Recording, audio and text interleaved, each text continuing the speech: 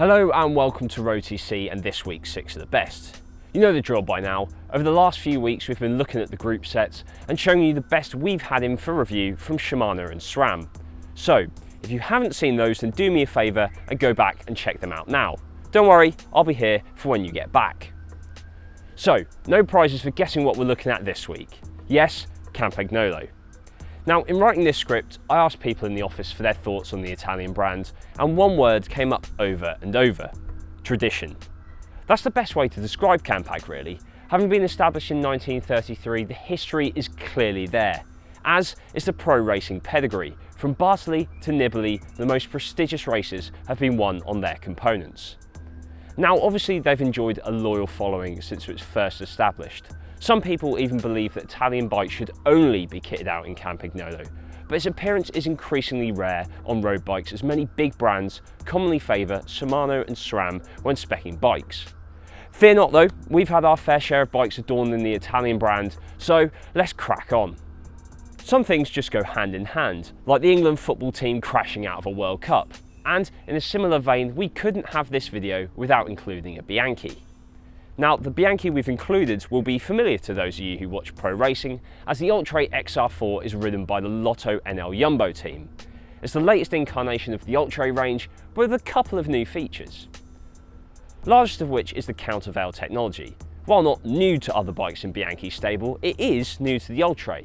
But you're probably asking what it is. Well, countervail is a patented viscoelastic carbon material with a unique fibre architecture that cancels up to 80% of vibrations while increasing the stiffness and strength of our carbon frames and forks, or so says Bianchi.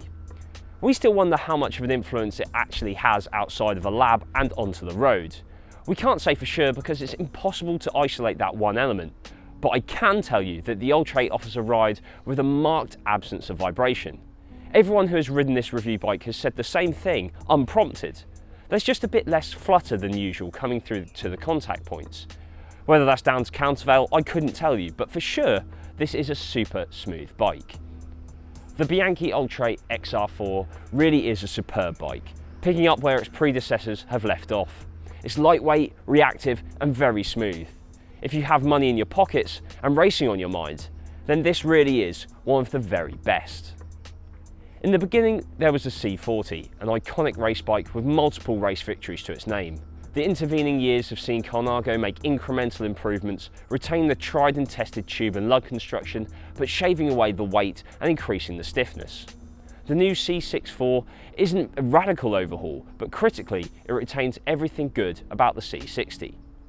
So what are those changes? Well, in short, they've shaved some weight and added room for wider tyres, which is hardly reinventing the wheel, but importantly, the new C64 retains the same great handling and stability of the original, with the same tried and tested geometry that works very well in all situations. Yet, it feels just a little more nimble and direct in the way it reacts to your inputs. It's perhaps not as sporty as the new Tarmac SL6, as lightweight as the new Emonda SLR, or as aero as the Canyon Aeroad, but there's just something lovely about the way it rides and ensures it still, despite increasingly competitive rivals, is something truly special. The Campagnolo C64 isn't for everyone. The V2R and concept models look more modern and closer to what other high-end brands are producing, but the C64 is special. It's special because of its heritage, its pedigree, the way it's made, its looks, but most of all because of the lovely way it rides. The update does enough to ensure there's still life in the C-Series for a few more years yet.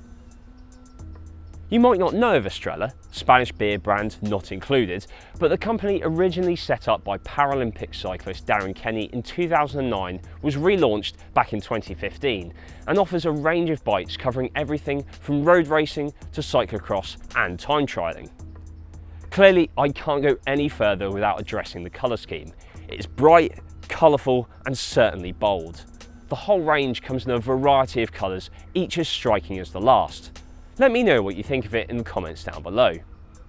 Okay, now the ride. The comfort was one of the most notable things, as the Camino Liso does a very good job of dulling out road vibration, way more than expected for a frame with such oversized tubing. The Strela is very stiff too, which often means there's compromises with comfort, but that doesn't seem to happen here. The lack of resonation through the frame means the Camino Liso isn't tiring to ride. At high speed, especially on descents, we would say that the handling could be sharper for a bike of this style. Not everyone will notice this, but if you like to throw the bike into the bends, then it's something you should really consider. But overall, it's a good bike that'll be great for the fast leisure rider, sportivist or amateur racer. But it's up against some stiff competition in the likes of the Boardman Pro Carbon and the Cannondale Super 6 Evo. In my almost 2 years at road.cc now, I think this might be the most attractive bike I've seen. It's a beautiful machine, and if I had the money, I would have a frame just to look at. But moving past the superficial, the handling is lively and quick, like you'd expect from a bike of this style, but it's never overly twitchy, and it's pretty easy to settle things down once you do go outside your comfort zone. That is, as long as you aren't too heavy-handed. The smoother you are, the smoother the bike will respond to your touch. This shows up while you're descending. If you choose the perfect line through a twisty couple of bends, the SV will swoop round, and thanks to a tight front end and a short wheelbase, no fuss, no bother. This model is the SV in its Sunday best, so it's not surprising to see such a high price. The full, well, apart from the brakes anyway, Super Record EPS group set is a lovely looking piece of kit, and it certainly suits the style of the Basso. But Dave wasn't overly enamoured with the feel of the shifting and would actually take the mechanical version every time, which does save a good chunk of cash, so it's a wise decision. The Diamante SV is a hand-built Italian superbike, and thanks to the levels of craftsmanship and timescale in its construction, the price is always going to be on the steep side. But when you get aboard, you realise you're riding something near the pinnacle of what's achievable when creating a road bike. It's not perfect, but it really isn't far off.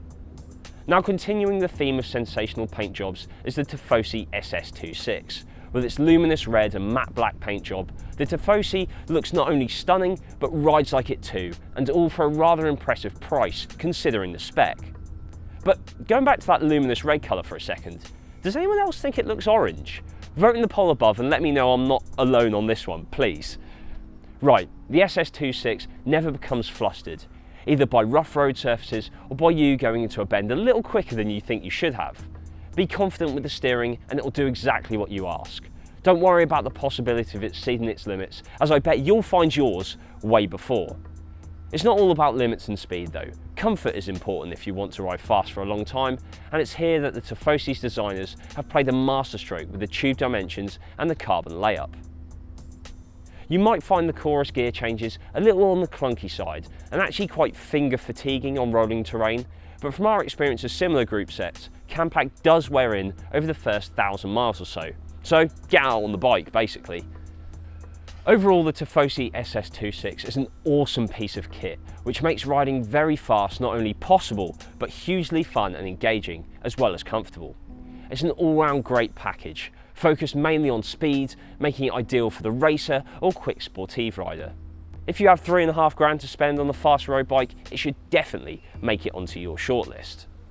There are a couple of different ways that manufacturers do Gran Fondo bikes. The first is to offer a very upright, endurance-friendly riding position and add in a bunch of frame and component features designed to soften the ride. Then there's the Italian way, which basically involves taking a race bike and dialing everything back just a little. That's the route De Rosa have taken here.